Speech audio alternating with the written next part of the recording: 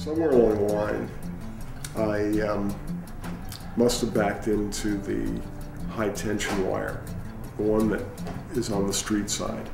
And for whatever reason, the leaves were just so thick that they covered it. I never saw it.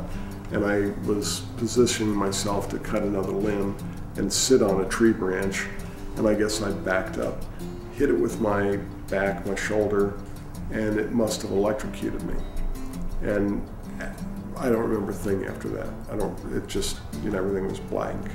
The guy that found me was my neighbor, John Bonkowski. And when he got home for his lunch break, he heard me moaning or whatever. I had apparently gone head first through all these limbs and broken my neck when I hit the ground. And I was laying in a heap, plus my back was burnt to a crisp from the electrocution, and parts of my leg where the electricity came out and they were fried. They were just like chopped meat.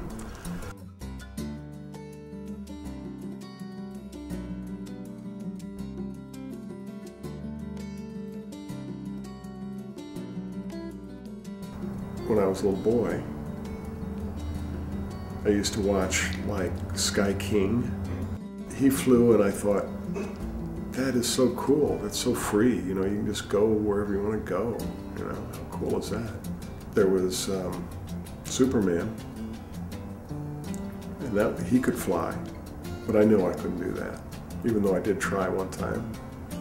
My little airplane, I don't even know where I got that from, but back then, F-86s were like the really cool airplane back then, And that was the fighter that was just out of Korean War.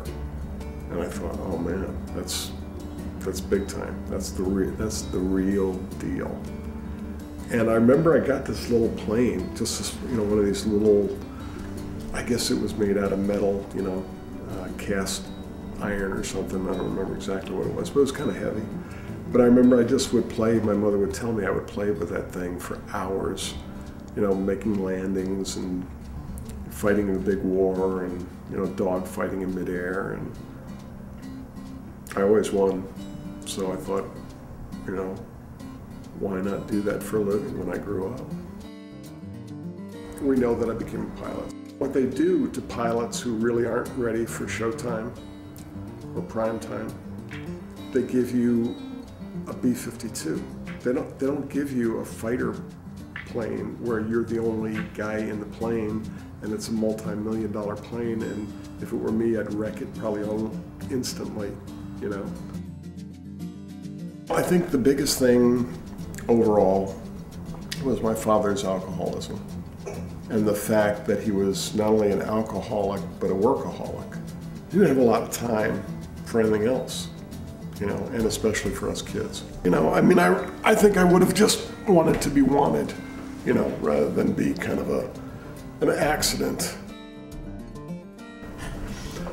It was the beginning of many months of trying to figure out what the hell happened, what the hell's going to happen, who am I now, this guy that had this, feeling that I was an athlete and that I was, that my legs were everything and my body was everything, and what was I going to do now? I remember I just wanted to die.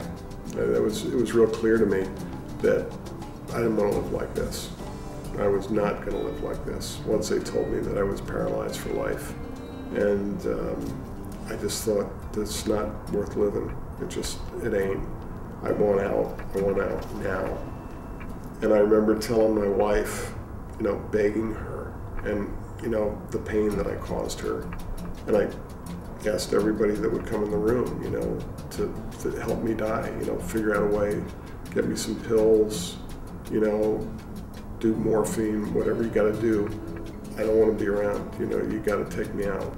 And I just remember praying to God, God, if you love me, pull the plug, babe.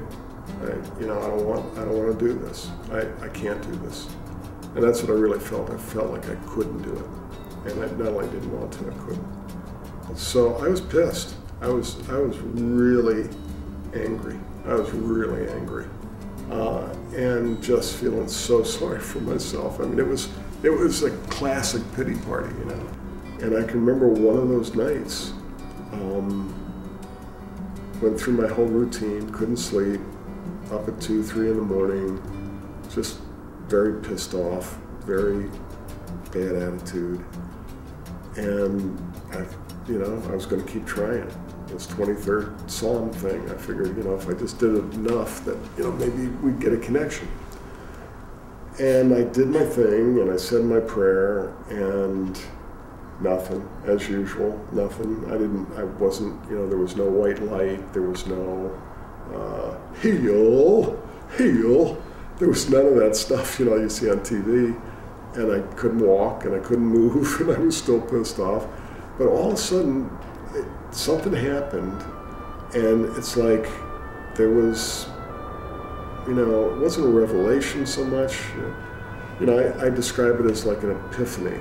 That there was a moment of clarity, and don't ask me if that's God, because I don't know. Don't ask me if that was me finally coming to my senses, but it was real clear, and it wasn't in somebody's voice from afar, or Drew, you will now, blah, blah. It wasn't any of that stuff. It was just like a moment of clarity, and it said, hey, you got a choice, buddy.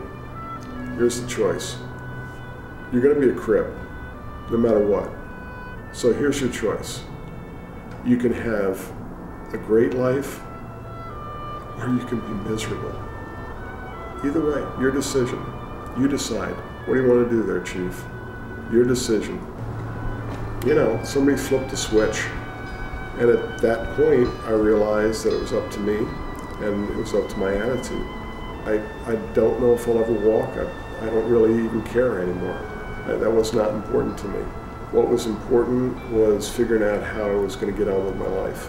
I wake up and I thank the universe, I thank God, whatever you want to call it, for this new day. I thank Him for another beautiful day in paradise. And I do my affirmations, and I do a meditation. I go into a meditative state, and I center myself. And then I finish it off with an affirmation of what I choose to have out of life. What I really want in life, and what I'm going to have in my life. I'm going to choose to have fun. I'm going to choose to enjoy my life, and it just keeps getting better and better. It sings, I am love, a beaming ray of spirit's light. I am love.